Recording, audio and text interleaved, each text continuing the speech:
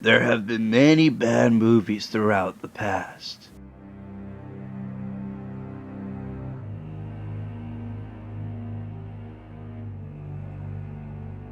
But there are some movies that are underlooked.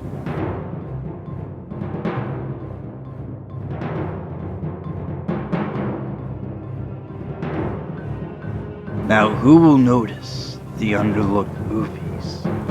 Why, there are two guys willing to look every movie, whether they rejoice it or they suffer it.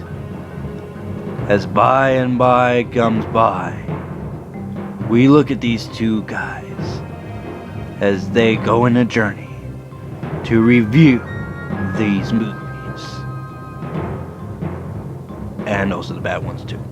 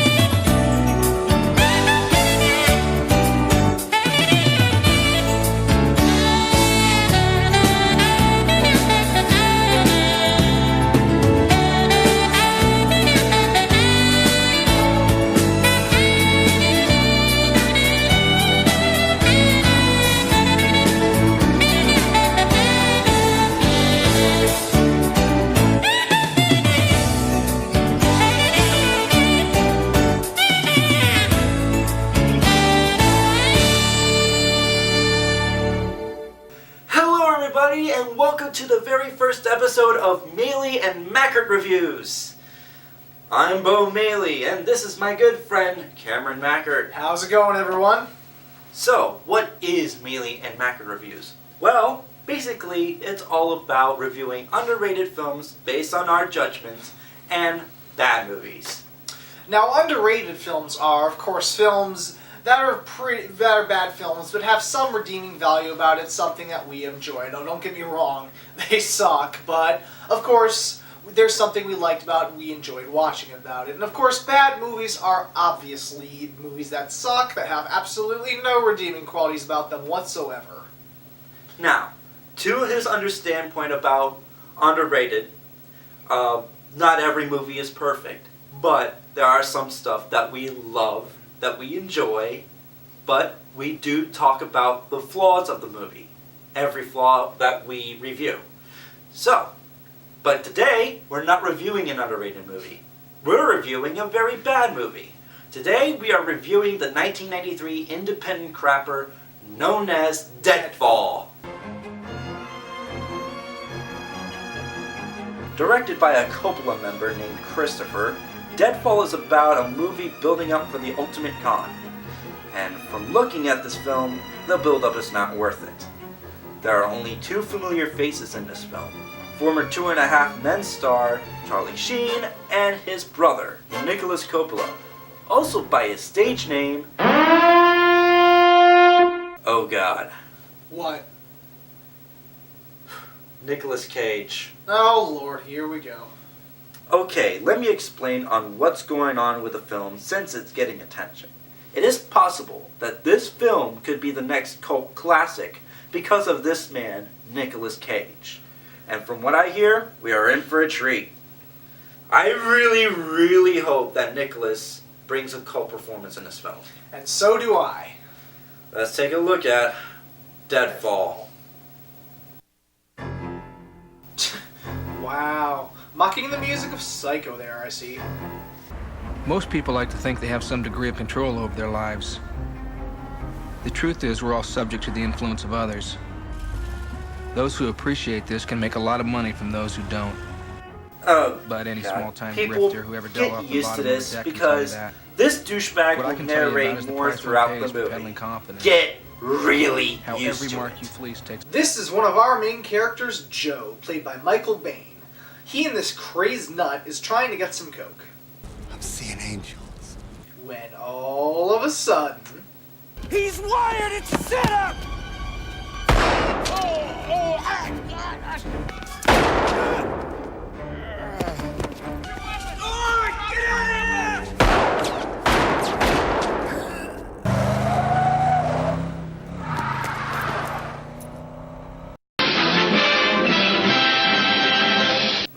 it didn't end here because it was completely set up to get both the drugs and the money. Or is it? You shot him. There's real bullets in here, man. Oops. Get the cake. My brother took the cake. My brother took the cake. Your brother? Yeah, go get it. Bring it. Go get it. Bring it. Pop! The hell kind of death scene was that? I've seen better death scenes in Patch Adams. What's wrong with death, sir?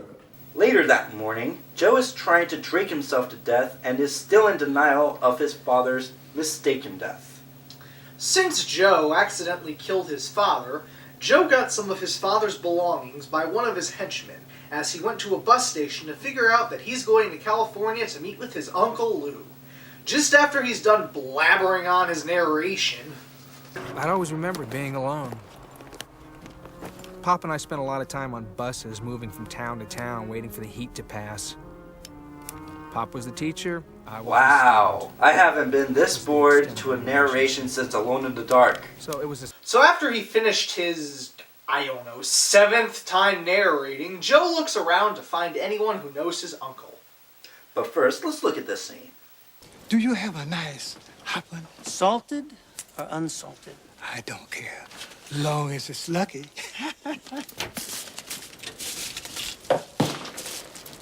Hope that's hot enough for you. Hey, now, if you excuse me, I'm going to audition Song of the South.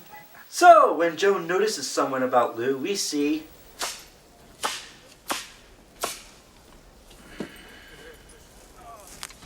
Pick a card.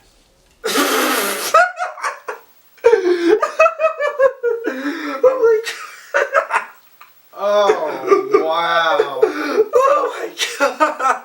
Here he is, ladies and gentlemen, Nicolas Cage. Oh my god, he looks like a Tony Montana reject. I mean, look at him. He talks only by showing his teeth, he has an obvious fake wig on his head, and the sunglasses. I don't know what to say. So this is Eddie, played by Nicolas Cage. He is the main helper for Lou. When Eddie's trying to meet with Joe, he does his card trick. If it's a high card, I'll tell you who I am. And if it's a low card, I'll tell you who you are. Is that a deal? Joker. Joker. Hallelujah. Wow, I haven't seen a boring card trick like that since Akbar Khan.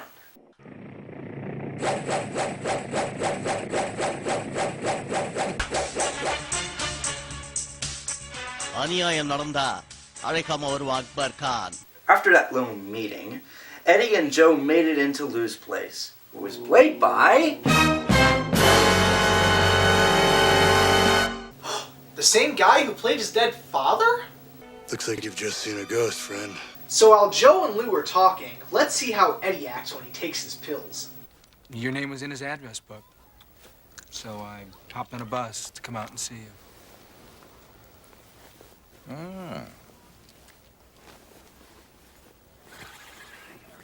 What the hell type of reaction is that? You know what? Let's try to replace another Nicolas Cage reaction with that scene. See you.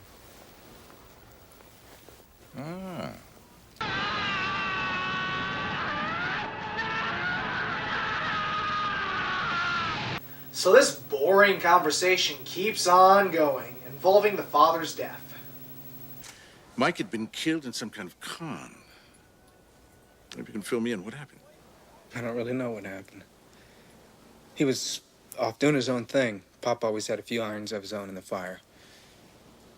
I wished I could have been there, you know. Up until I shot the bastard. Oh no! Wait a minute! Oh! Look at Pretty Birdies! Whew, he bought it. So Eddie and Joe are out and about, but they stop for a bit for Eddie to pick up his girlfriend named Deanne, played by Sarah Trigger.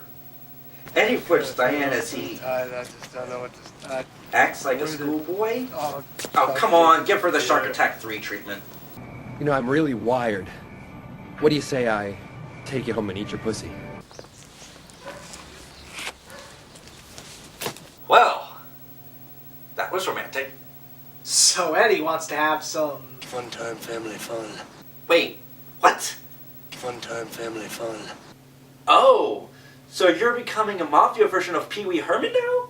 But in all seriousness, Eddie wants to have fun scamming someone. So Eddie gets geared up and... Fucking fuckers fucked! What was that for? Fucking fuckers fucked!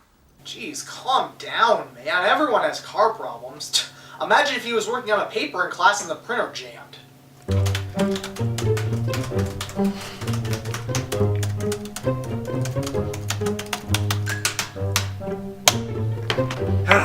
Well, I've finally done my project. Now let's print this bastard.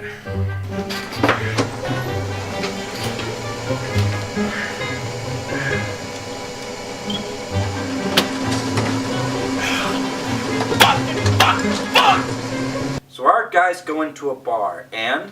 He was the type of badass Come bluff man on! stuck on I'm a getting high tired of him already! That's Man, Ugh. I know that him narrating is like chalk squeaking on the blackboard, but there is one quote that is very important in the movie.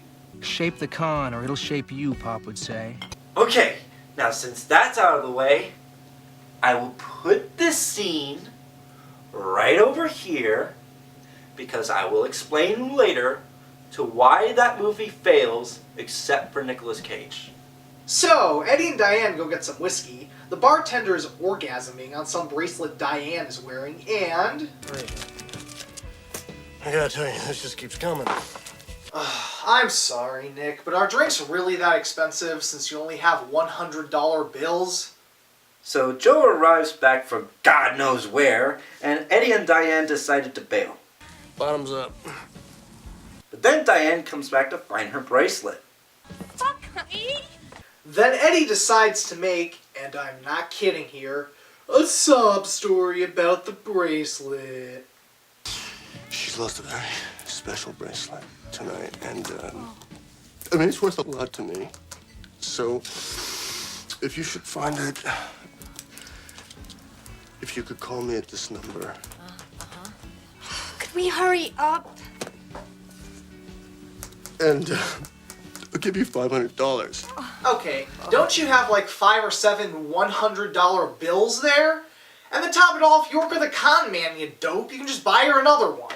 Cameron, go easy on this scene. Why? You'll see. Okay, fine.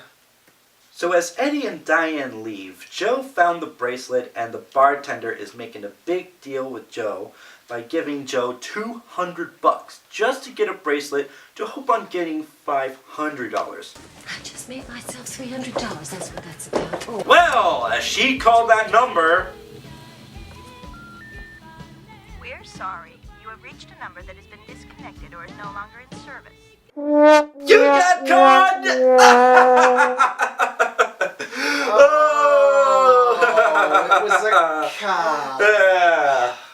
Well, now I feel stupid. Now, if you'll excuse me, I'm gonna go eat a 100-year-old egg. Oh, God.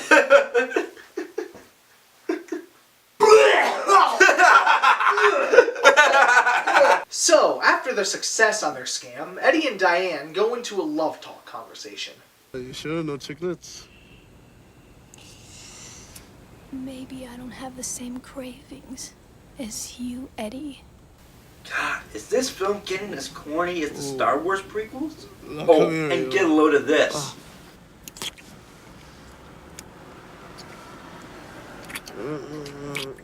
Mommy, we'll go home soon, Mommy. We'll go home soon. Mommy? What, you into incest? Fetishes, man, just let it be. Ugh. So as Eddie finished up a phone call, Eddie decided to let Joe do something that Eddie has never done before. Eddie wants Joe to go over to a fat black man named Baby. I wonder why they call him that. Give me a lollipop, baby. Cherry? You know me.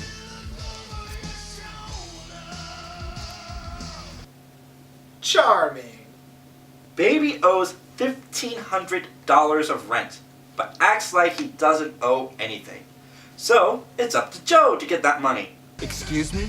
Eddie gets back into the car as he decides to snort some coppers. I'm not getting off.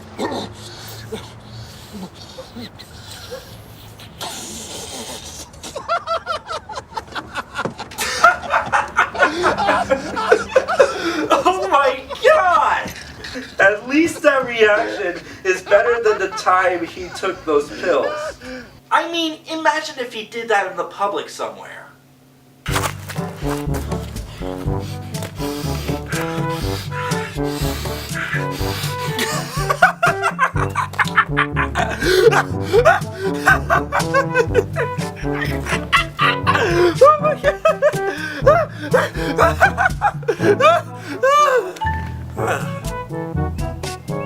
Oh, look at Bertie. But Joe comes back to the car as he got the money Lou needed. No! What was that? Hold on. It's a bullshit alert. Let's go check.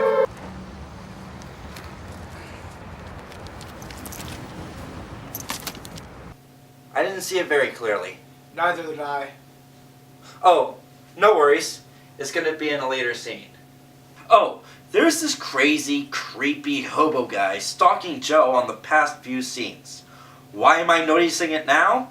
Well, it's been giving build-up to see if he's either the hero or the villain. So, is he the hero? Is he the villain? We'll see, because we'll see him again later in the movie. So, Joe breaks into Lou's office. Eddie was kid stuff. God Lou was the fucking real damn villain. it! Oh, God. He was as clever as Pop. Listen, narrator, can you shut the fuck up and let Joe continue the fucking film? Not only the narration is pointless, but it's also getting annoying. I had to find a clue that would lead me to the cake. Or at least tell me what the hell the cake was. What's he up to? Then I found the picture I saw in my father's bag. This time it wasn't ripped. There was my mother standing between Pop and Uncle Lou, both holding her like bookends. Did my mother have something to do with all this? What's the fucking point of narrating this scene if it's not answered properly? How did the mother met the father? How did the mother met Lou? How did the mother figure out about the cake? What the fuck is the cake anyway? We're past 37 minutes of this film and there is so many questions to build up to this ending. Open your eyes, Joe. You might find what you've been looking for. Well, here's someone interesting. So, Diane is in Joe's hotel room because somehow they liked each other based on the 30-second conversation they had earlier. And when I say they like each other, I mean they really like each other. Watch.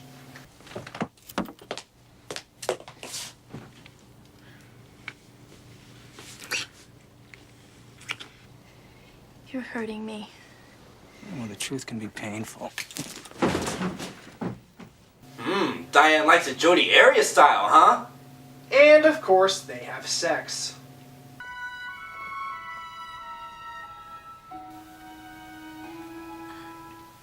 I don't sleep with Eddie. That's nice to know. Nah. The next morning arrives as a family birthday party is going on with our birthday boy Lou, his nephew Joe, and with this squeaky voice, giggly woman we don't know and don't care about. I'm acting!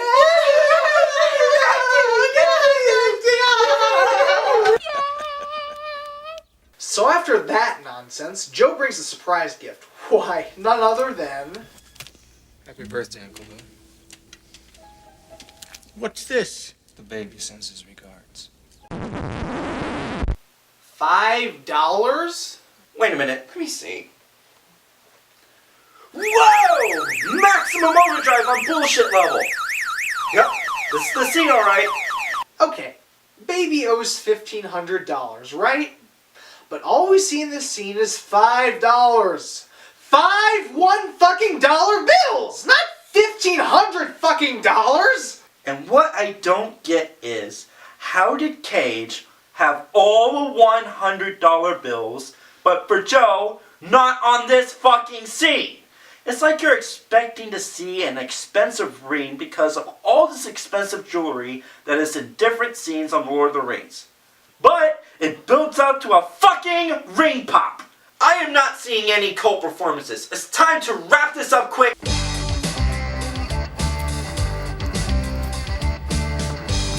Oh, what's this? Oh, Nicolas Cage being a douchebag. Well, here's the Sam fucking Peck and Paw. Sam, what? Well, here's the Sam fucking Peck and Paw. Peck and Paw? What the hell type of name is that? Sounds like a wrestler name where a finisher move involves pecking. And boy, if it was in Mortal Kombat, that would be awesome. Baby comes by as he thought the $5 scenario was already taken care of.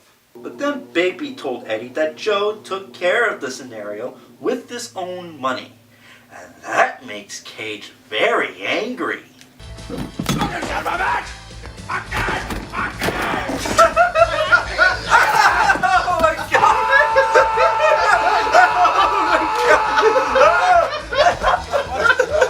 my god!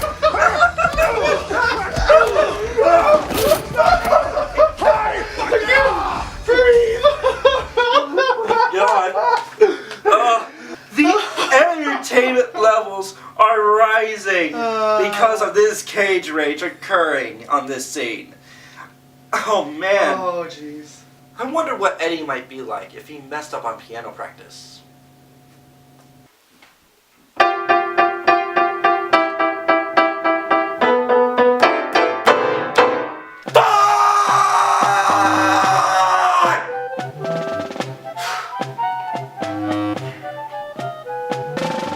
Watch it, pal.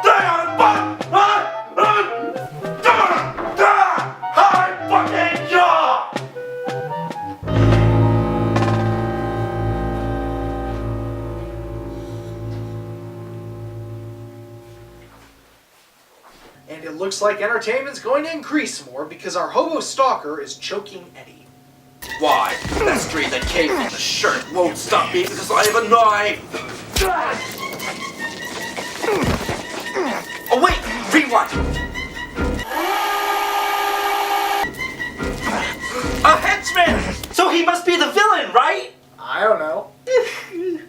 So Eddie got the guy with the knife on his neck, and... Okay, baby girl! Who sent ya? Who sent ya? Oh my god! His performance is hilariously bad! Oh, and get this. The henchman works with, what's that name again?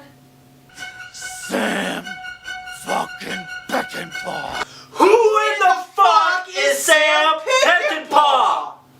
So Eddie kills the henchman, drives the fuck out of here, and comes home with more Cage rage. Someone's gonna kill me, man! The fucking hangers! Oh my god, this is too much. Cameron, what is his status right now on this film? Let me see. Based on my calculations, he's going from bad actor to possible cult performance. We're getting close. I hope he makes it. So, as Deanne is about to give Eddie some alcohol, he notices something very suspicious. I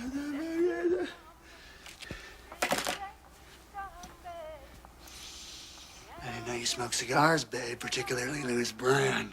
That's right. Eddie. He thinks that Luke fucked Eddie's girlfriend. Shut up! Shut the fuck up, man! Now Eddie is getting out of control.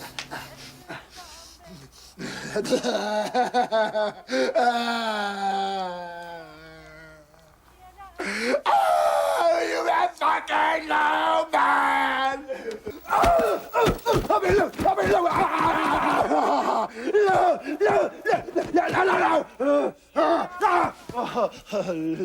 my god!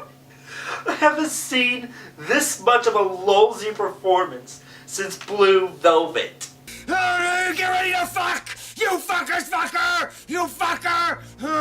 What am I, a fucking retard, man? Am I a fucking retard, huh? I know what this is! Lou trying to stop me out because of his crazy little nephew being around! Well, vive la fucking French, man! Oh my god, this performance. Oh my god. Beau, What?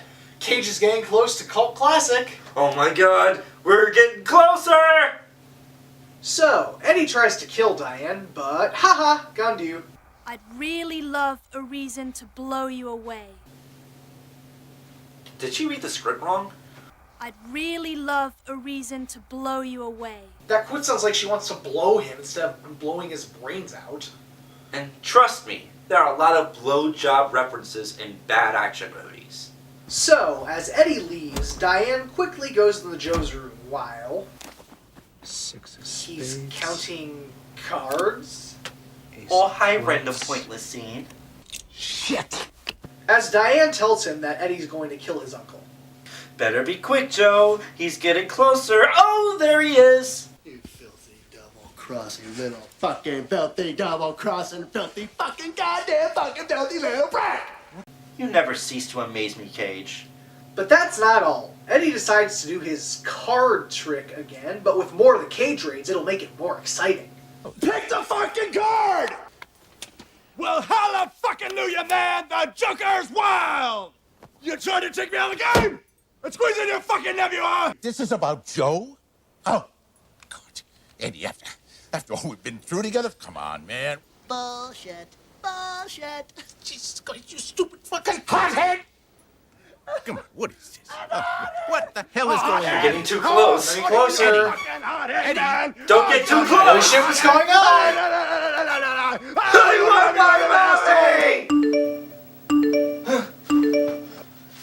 What does it say now? He's done it! He's reached Cult Classic! Yay! I mean, from this scene...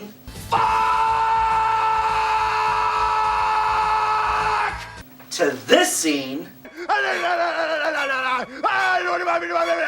Cage really gives out an entertaining performance, even though it's a bad over-the-top performance on this shady, boring movie. So, what happens next? So it looks like we're at the same place Eddie and Joe first met, as Eddie is about to fry Lou's face off. I wonder who came up with an idea that also mentioned having their face off. But as Eddie is getting ready to kill Lou, Joe comes in to stop him.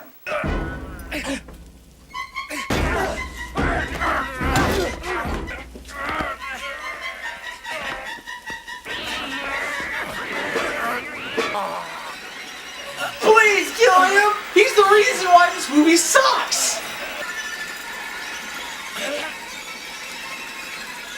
Motherfucker. Whoever edited this film took dubbing lessons from Tommy Wiseau. What a story, Mark. No!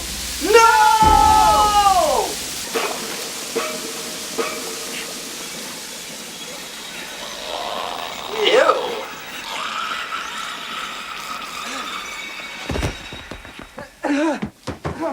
No! Not this way! It can't happen be this way. No!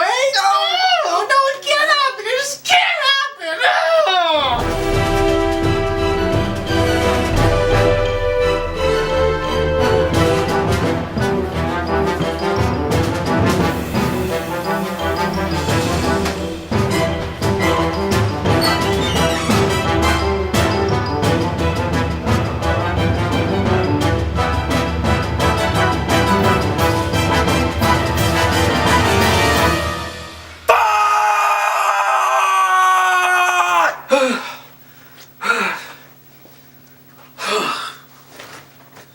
Sorry, I had to do that. I knew you'd do that.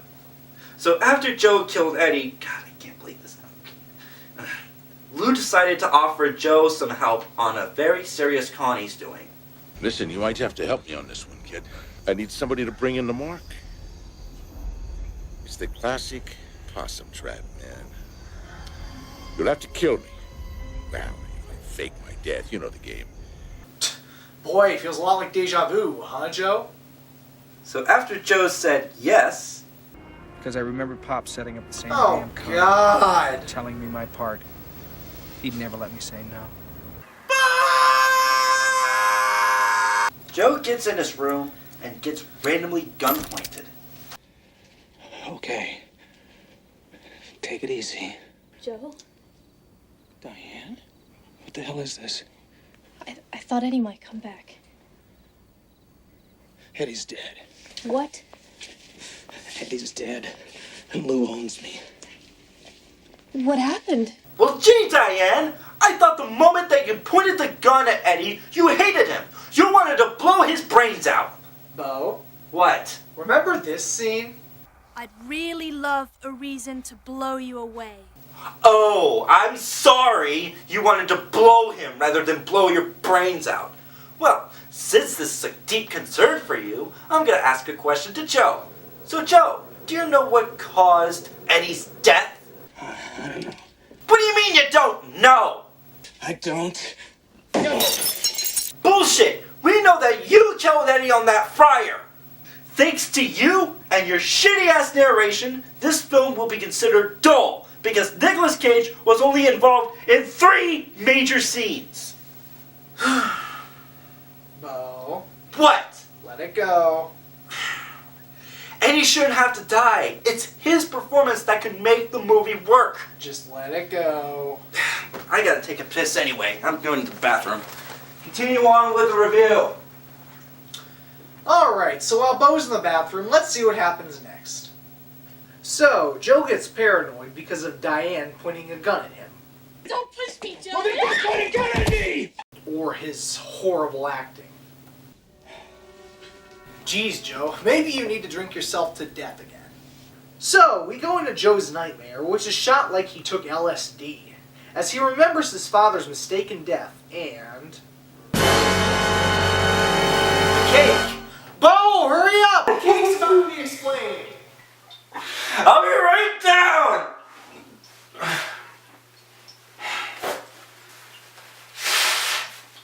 Ugh.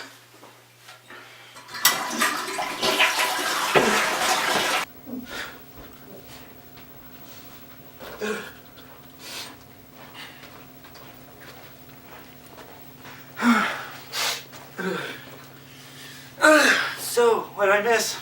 Oh, nothing much. Beau, have you been crying? No, I just have a runny nose. Oh, I see. Okay, so, with this cake explanation out of the way. So, Lou, what is the cake exactly? I had this made for your mother. I was in love with her. We were going to be married. But I never had a chance to give it to her because my brother, your father, well, he was kind of stuck between the two of us, and he stole her away from me, so,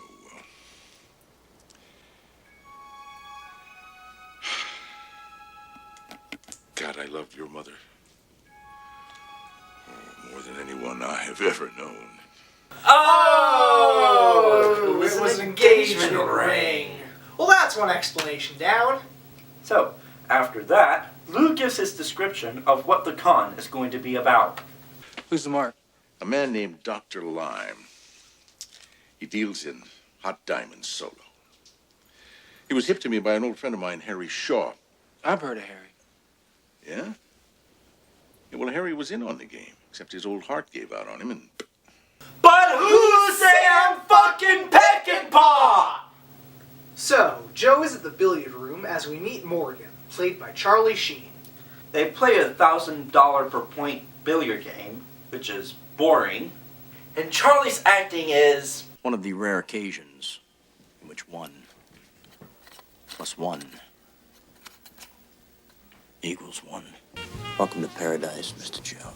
It's all geometry, really.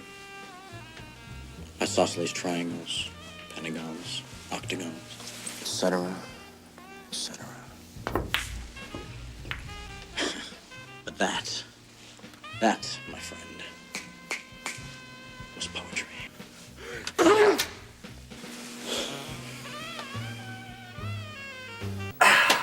I'm sorry, Charlie Sheen. Your performance is nothing like Nicolas Cage. It's bland, it's boring as hell, but most of all, it's forgettable. But you're still badass, though. Fuck yeah! God damn. I'm good. So after that game ends, Joe meets... What the fuck is that? It looks like someone made a technological version of Captain Hook. Joe meets Dr. Lime, played by Angus Scrimm. They talk about the diamond Joe has for Lime.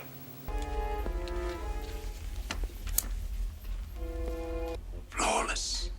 Wow. I haven't seen faker diamonds like that since Moulin Rouge. You have seduced me. Okay, let's wrap this up. Joe and Lime make a deal. Joe preps up for the con, then he and Diane kiss. Aw, how blatantly romantic. Then Joe and some random packaging guy talk about nonsense, and they prep up the con, while...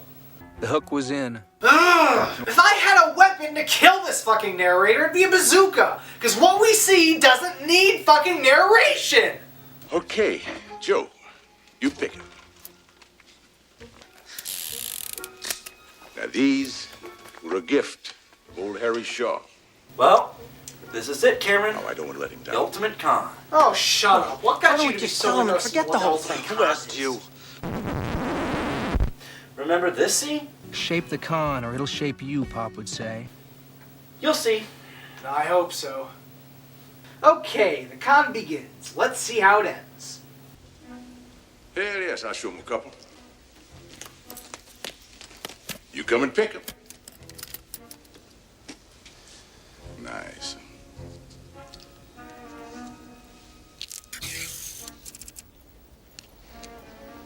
Beautiful. Beautiful. And the others.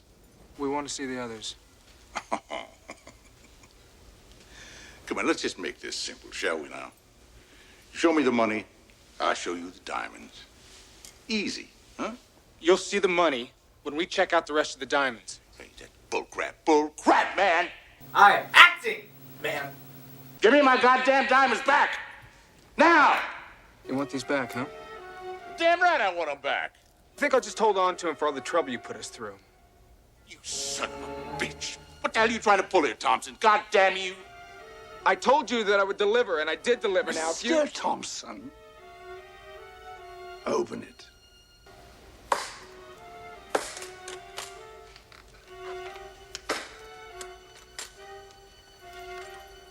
Here's the deal. I hold on to the money until my boss tells me all the goods are undamaged. When he gives me the sign, you get paid. Candy from a baby.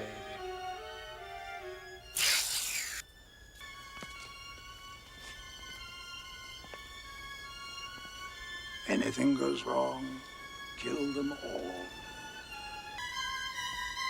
He's wired! It's a setup! Do it. Do it.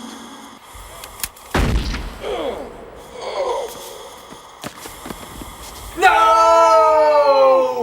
You fucked up, Joe. Big time. So as Joe runs away, he spots the red-headed lady and chases her into, some type of basement, as Joe reveals who she really is.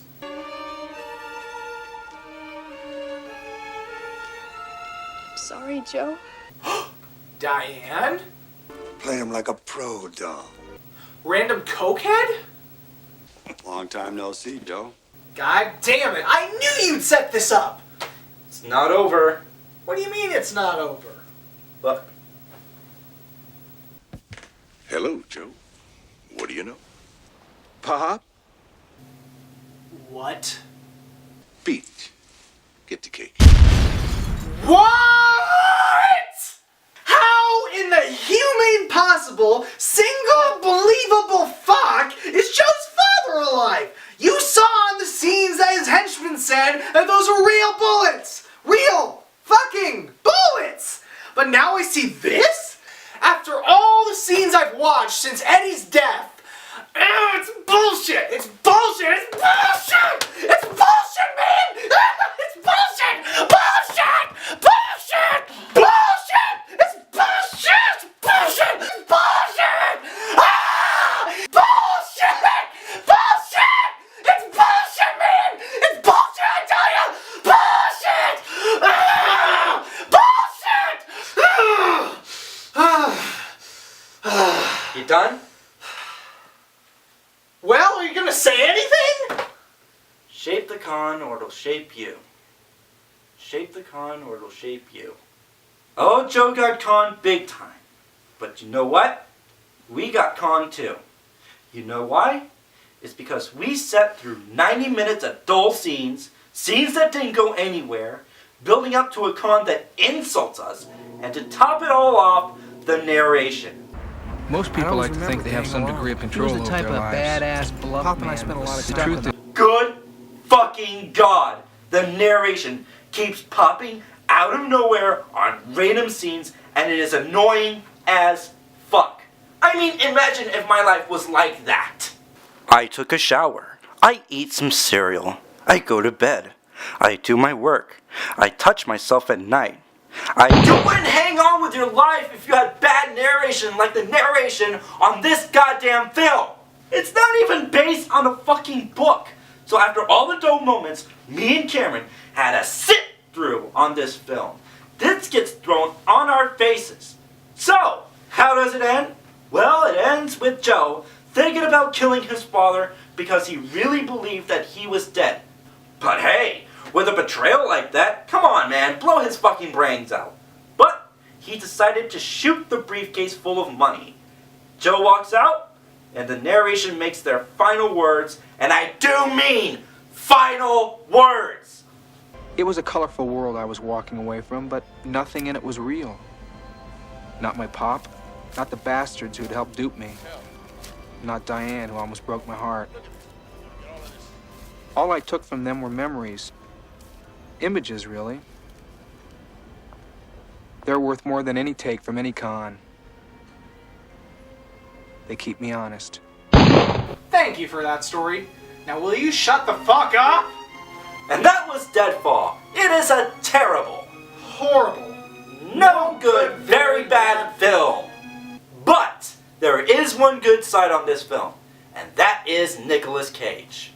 I can see from his standpoints that he knew that film was going to be bad, so he had to put a bang on his acting skills, which was entertainingly bad, and made his mark on the movie unforgettable, just not the movie itself. My rating, 2 stars. My rating, 2.5 out of 5 stars. Well, thank you for watching everybody. We'll see you next time on Mayle and Mackert Reviews.